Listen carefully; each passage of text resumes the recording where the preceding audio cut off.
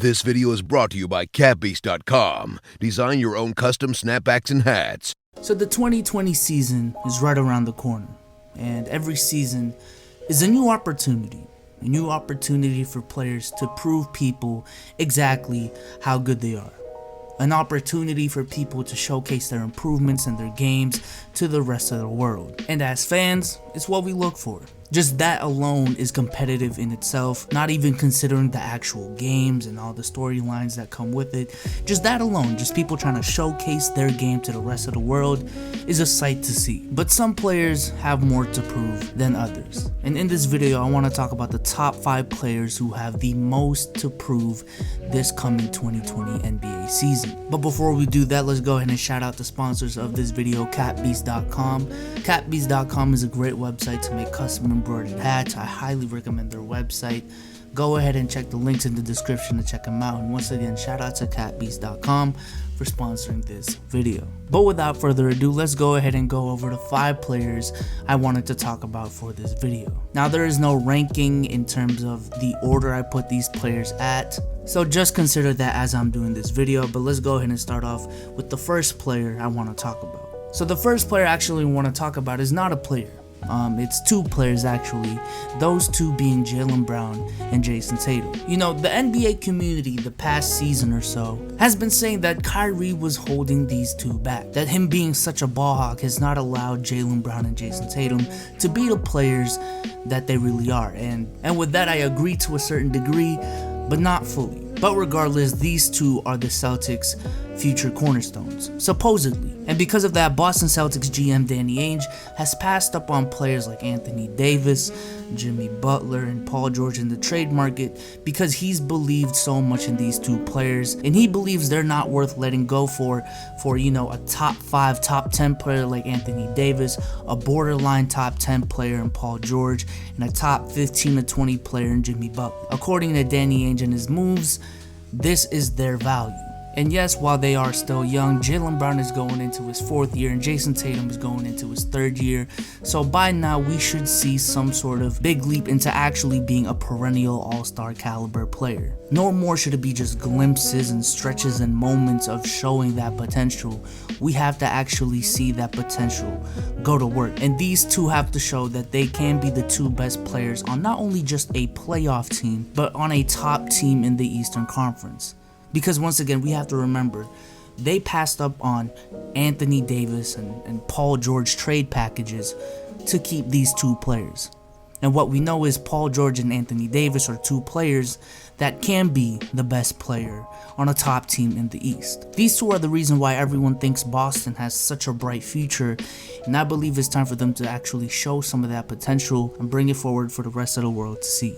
The next player I want to talk about is Kristaps Porzingis. Now, Kristaps' rookie or first 2 years in the league was a player with a lot of promise, and he was really showing it. You know, he was given the nickname the Unicorn for a reason. 7'3", can shoot the 3, go off the dribble. I mean, this man was amazing to see. I still remember watching his you know, pre-draft workout and being amazed, and I still remember the conversations about him, you know, just coming out of nowhere and potentially being a number 2 overall caliber pick in that draft. But last year, the New York Knicks decided that it was time to move on from Kristaps Porzingis, because he's been injury riddled pretty much his whole career so far, and that they also needed cap space and free agency, which, as we all know, didn't really work out. So for Kristaps this year, I believe it's a redemption year, a year for him to show the world again exactly how good he is. Because for the past year or so, he's been injury riddled so much that I don't think people remember, or I think people have forgotten exactly how good Kristaps Porzingis is. Now, there is a chance that the injuries have, you know, heavily affected his game, but a lot of people still believe in Kristaps. A lot of people view Luka and Kristaps Porzingis as one of the brightest young duos in the league, as a duo that could potentially dominate the league in their prime if they both pan out. You know, it wasn't too long ago when we were talking about Kristaps Porzingis Karl Anthony Towns, Joel Embiid, and Giannis being on the same level and in the same playing field. That wasn't too long ago. And since then, Karl Anthony Towns, while not being able to make the playoffs, has still been putting up ridiculous numbers, and Joel Embiid and Giannis Antetokounmpo have proven that they can be the best player on a top team in the Eastern Conference. Kristaps Porzingis, on the other hand, has yet to do that. The next player I want to talk about is none other than LeBron James. Now, I know LeBron James has had an illustrious career, and he has nothing to prove in terms of how great he is all time. He's already proven his worth. He's already proven his greatness. No one is denying the greatness of LeBron James.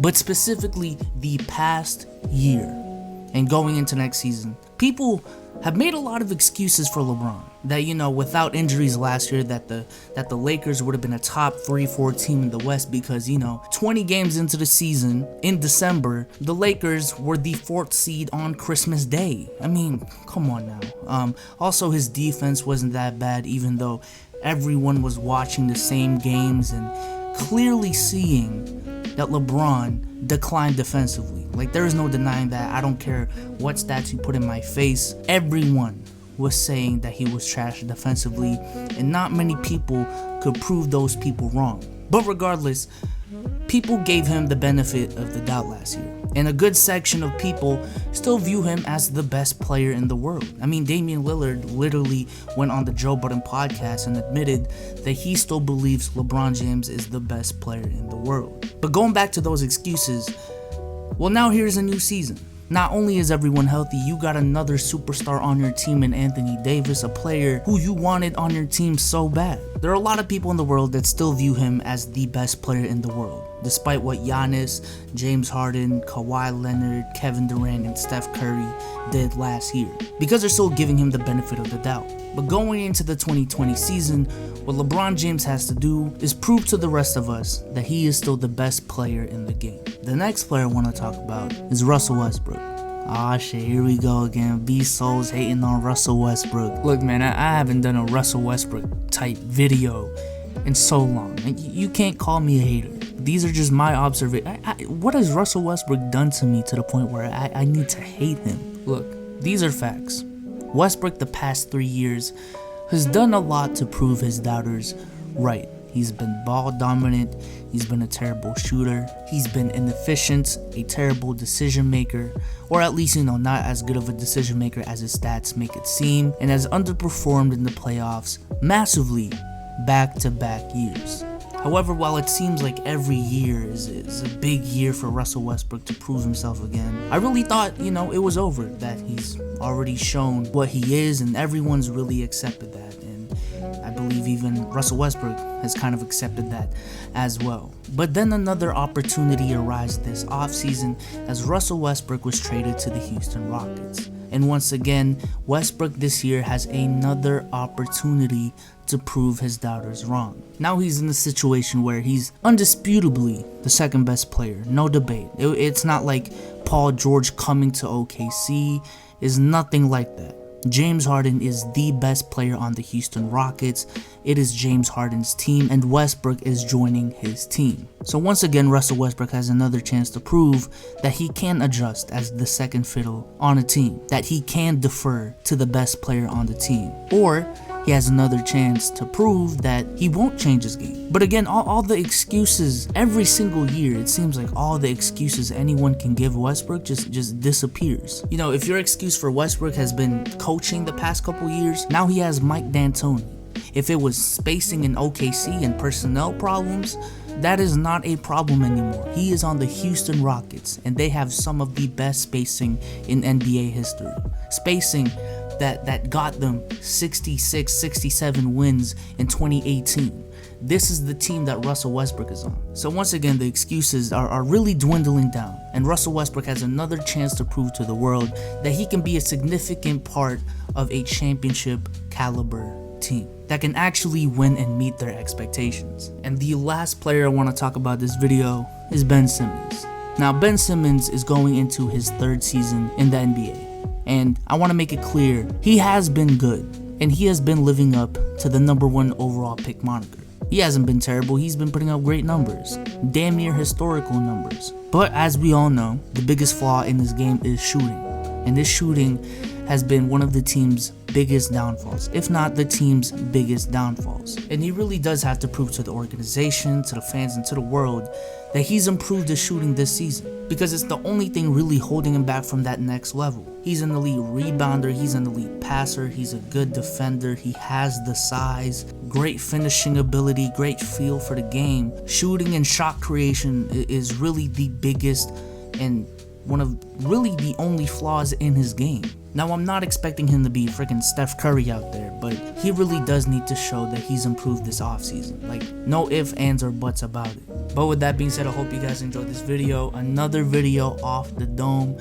Hopefully I'm getting better. Please give me some feedback in the comment section about how I'm doing.